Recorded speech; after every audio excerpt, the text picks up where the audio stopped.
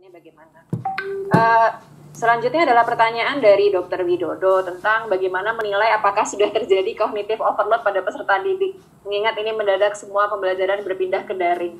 Pertanyaannya sangat baik, Dok. Sebetulnya yang mungkin perlu dipikirkan bukan hanya cognitive overload peserta didik, tapi juga cognitive overload staf pengajar. Jadi mungkin ilustrasinya adalah kita akan banyak sekali harus yang biasanya face to face interaction, kita berdiskusi, kita melihat ekspresi mahasiswa, kemudian kita bisa menggunakan bahasa verbal dan non-verbal, itu semuanya pindah ke online sekarang. Sesuatu yang sifatnya effortless, yang tadinya kita ya udah bisa kita kerjakan dengan enak tuh jadinya semuanya pindah ke online menjadi sesuatu yang effortful, yang penuh usaha, sehingga kita perlu pikirkan bahwa itu akan membuat kita sangat kelelahan. Mungkin setelah webinar 2 jam, Ibu akan merasakan apa yang disebut cognitive overload. Capek, udah nggak bisa mikir lagi gitu. Sehingga mungkin tidak ada ukuran kuantitatifnya akan seperti apa cognitive overload, tapi di saat mahasiswa kita misalnya menyampaikan kepada kita bahwa, Dok, tugasnya boleh dikurangin nggak, Dok? Dok, sesi sinkronus yang diskusi online ini bisa nggak sih dibuat, dipilih saja yang mana? Karena apabila kita minta mereka online sepanjang hari, luar biasa itu akan sangat melelahkan.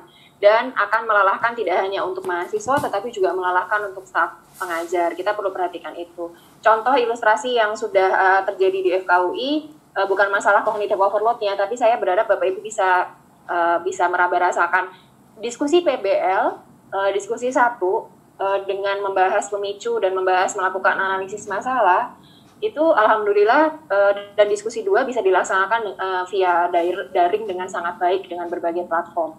Namun ternyata kami mengamati waktu yang diperlukan menjadi lebih banyak, lebih panjang. Diskusi yang biasanya selesai dalam waktu 1 sampai 1,5 jam untuk diskusi 1 misalnya, maksimal 2 jam, itu bisa selesai dalam waktu 3 sampai 3,5 jam Bapak Ibu. Itu juga perlu kita pertimbangkan. Kenapa? Karena biasanya berbasis pada chat atau video, mahasiswa ternyata punya waktu lebih banyak berpikir, terus mereka jadi lebih banyak aktif, lebih banyak bertanya, dan seterusnya. Dan kita juga sebagai tutor atau fasilitator perlu merespon dan mengajak mereka untuk memikirkan sama-sama, sehingga waktunya menjadi lebih banyak. Itu juga perlu kita pikirkan.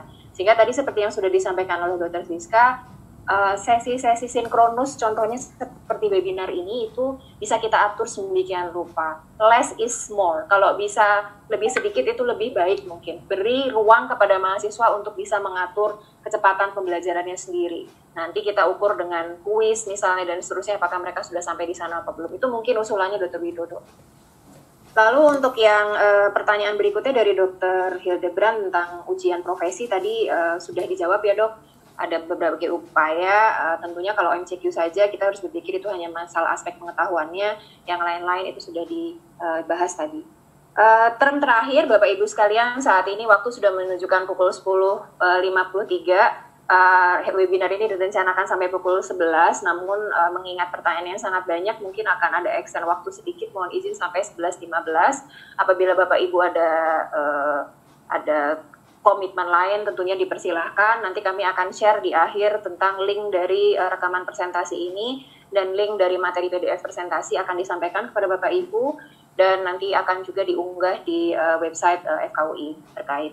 Baik, term berikutnya, term keempat, pertanyaannya adalah tentang masalah rescheduling, masalah penyesuaian BRP, terus pengaturan jadwal online yang tepat dari Dr. Nurmeti ini dari FK Universitas Al-Khairat, pengaturan jadwal online yang tepat sehingga bisa mendekati penjadwalan biasa, bagaimana menjelaskan kepada ingin kesempatan kuliah online-nya diperpanjang dan seterusnya.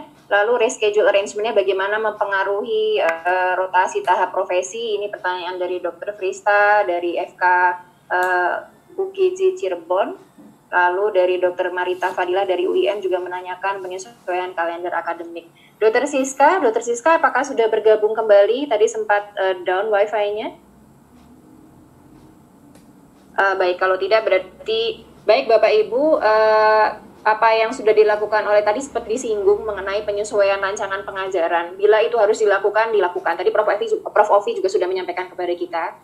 Kalau rancangan pengajaran itu saat ini harus disesuaikan dan itu harus kita lakukan, itu lakukan. Jadi mungkin itu yang sekarang ini justru harus kita rencanakan perubahannya atau adaptasinya seperti apa. Sehingga kita juga masih punya panduan, dan panduan itu adalah panduan yang diadaptasi. Demikian ya Prof. Ovi ya. Ada yang mau ditambahkan, Prof? Saya rasa seperti itu. Mungkin kalau tidak, saya rasa semua orang punya banyak waktu sekarang. Kalau boleh sih memang seperti yang dilakukan, kita membuat modul ya Dr. Titin, itu dituliskan. Jadi seperti kita membuatkan modul untuk mahasiswa. Nah mungkin ini ada BRP emergency yang menurut saya untuk 3 bulan ke depan mungkin baiknya juga dituliskan. Bukan apa-apa, kalau ini di-share ke mahasiswa kan lebih memperjelas mahasiswa tentang apa yang harus dia lakukan. Jadi memang ya bagaimanapun juga di suasana kaos begini kita berusaha supaya semua orang cukup jelas. Kalau tidak nanti bertubi-tubi kan, orang tuanya bertanya, anaknya bertanya. Jadi sedikit jeripaya sedikit menuliskan, tidak usah harus sempurna. Yang paling jelas adalah penjadwalan, itu yang biasanya kita perlu. Jadi bukan sekedar hanya PJJ tapi dibuatkan jadwal baru, kemudian di-share, dibuatkan walaupun nanti kita bilang bahwa andai kata memang tidak memungkinkan, seperti yang saya katakan, oke, untuk jadwal baru menunggu 2 minggu lagi, misalnya kita buat potong 2 minggu, nggak apa-apa juga. Setidak-tidaknya yang terjelek ada sesuatu yang bisa kita tuliskan, yang kita share. Jadi itu saran saya untuk teman-teman, untuk supaya mahasiswa kita tidak bingung. Yang paling tidak baik di dunia ini, dalam kebingungan mereka tetap bingung, itu paling tidak baik. Terima kasih. Terima kasih banyak, Prof. Jadi kebingungan yang dihadapi sama-sama gitu ya Prof. Jadi staf pengajarnya juga bingung, mahasiswanya bingung, diminimalkanlah kebingungan itu dengan kita melakukan. Kalau kita sudah punya panduan sebelumnya Bapak Ibu itu akan lebih mudah sehingga kita bisa lakukan adaptasi terhadap panduan itu, misalnya mana yang dipindah ke online, mana yang dipindah ke offline dan seterusnya. Sekaligus menjawab pertanyaan bagaimana caranya biar kehadiran online dan seterusnya bisa dipastikan, terus kemudian apakah sesi-sesinya bisa seperti offline. Patut kita pertimbangkan tentang sesi pembelajaran online itu tadi itu, effortful, sehingga kita perlu memikirkan sesi mana yang patut dikerjakan dengan cara sinkronus seperti sekarang, dengan waktu yang sama, mana yang asinkronus. Lalu kalau masalah kehadiran, kembali lagi, untuk saat ini sebetulnya kalau yang sesi sinkronus itu bisa dipastikan kehadirannya. Mahasiswa bisa diminta untuk menyampaikan kehadirannya di situ, kita bisa dapatkan bukti dari chat, dari copy chatnya dan segala macam itu bisa, atau di platform masing-masing juga bisa. Namun kalau misalnya sudah forum diskusi, ya saatnya lah kita mengajak mahasiswa untuk menjadi pembelajar dewasa. Kalau butuh ya silahkan, kalau enggak ya silahkan. Ya, staf pengajar harus juga legowo dengan itu. Kita nggak bisa maksa mahasiswa semuanya datang terus dia nggak ngerasa nggak butuh, ya sudahlah gitu. Forum diskusi itu dibuka, silakan dimanfaatkan. Kalau nggak memanfaatkan artinya dia tidak memanfaatkan learning resources yang ada.